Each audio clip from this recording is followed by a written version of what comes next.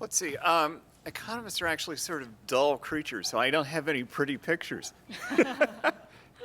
I'm going to talk about work both that I've done and other work that people at the Center for Environmental Economics have done. So that consists of economists in the Econ Department, IRPS, and the Southwest Fisheries Science Center. And I should say we do lots of stuff with CNBC, and some of our people are working with Steve's group and elsewhere.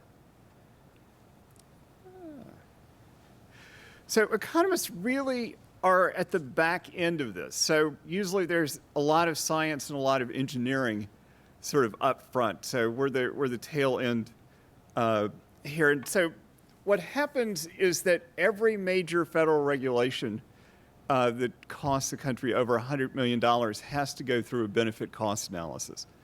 This is a full employment act for economists.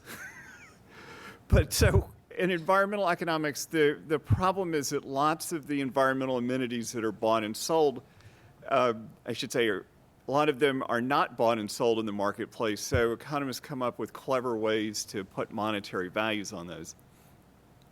For instance, you can look at a house in Los Angeles, stylized sort of 3-bedroom, single-family house, and move it statistically from dirty air quality to the cleanest air quality, and the value of the house will change by about $75,000.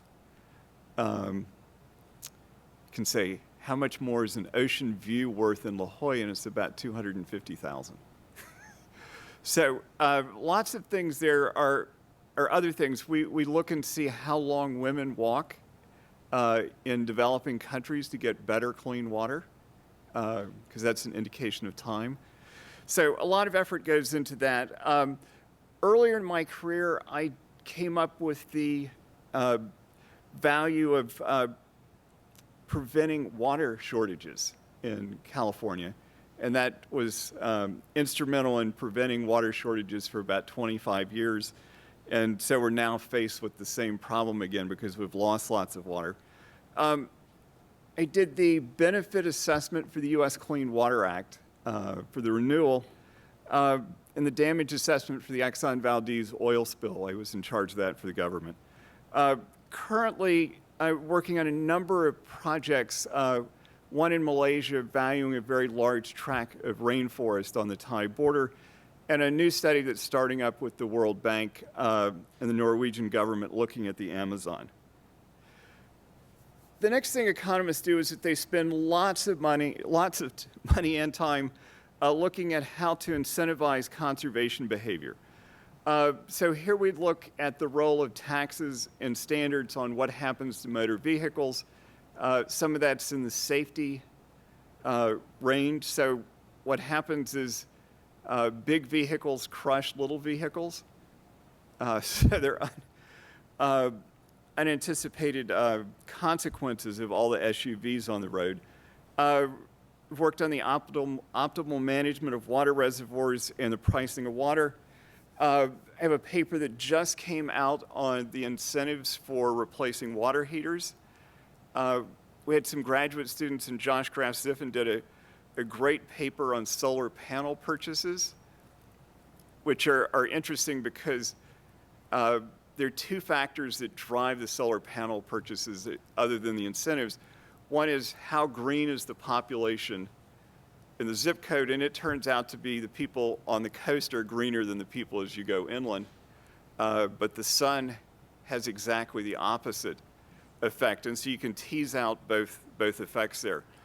I'm working on a very large study that Shirley will probably be interested in on plug-in hybrids and electric vehicles. That's for the California Air Resources Board that I'm doing with some people at UCLA. We have other people, Ted Groves and Joel Watson, have worked on how to structure conservation agreements in developing countries that NGOs do. Junji Zhang in IRPS has been doing lots of work on Chinese air pollution. It turns out that mayors and pollution control officials get credit if they have a blue sky day. And anyway, it just turns out there are a lot of days that turn out to be blue sky days and a big gap behind the reporting standard. I've worked on putting bulk storage on electric grids, and you have some unexpected consequences. You arbitrage the prices so that solar looks worse, wind looks better. And you also, in most parts of the US, would get more carbon dioxide emissions because you make baseload coal-fired power plants look better. Do a fair amount of work on pollution control agreements, one that Ralph and Kim are probably interested in, on what's the property of pollution control when you don't really know what the science is behind it. So I'm glad to see people working on that. And then there's very much a differential effect of carbon pricing in developing countries. The argument you hear from the Chinese and the Indians is it would make their country grow slower. We're pretty close to being able to show, at least for India, India would grow faster and China would probably go faster with carbon pricing.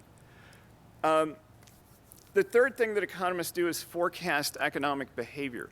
So 8 out of the 9 recessions in the US post-World War II were driven by oil price shocks, including the current one. So Jim Hamilton, who's here, works on that. We've been doing lots of work on labor market and health impacts. I have a paper that shows that Bangladesh has lost 8% of its labor force hour due to arsenic and shallow tube wells. Josh Graf-Ziffen has been doing work on ozone exposure to farm workers and particulate exposure to pear packers in a paper he gave yesterday. And those effects are pretty big. Josh Graf-Ziffen has also looked at what happens to people's time use as a function of weather. Graham Elliott has been doing a lot of work on UCSD's power grid, where we've got lots of different technologies, and you need to be able to forecast at a very high frequency what the demand is going to be. Anyway, I will skip on. We do lots of work on fisheries because of our relationship with Southwest Fisheries and CNBC. I got a lot of attention when I forecasted Chinese greenhouse gas emissions. Not from the US government, I sent in the paper, but I sent the paper to the British, and they said, come to London and give us a briefing, and Tony Blair, 3 days later, used the tagline from the paper in a major speech that the Chinese increase in emissions in 1 year were bigger than the UK's emissions in total. And I have a graduate student who's done a fascinating project looking at the impact of the business cycle on predicting emissions, which shows that the business cycle has a very asymmetric effect, and the amount of uncertainty that it introduces in the level of CO2 future emissions is very large. Okay, done.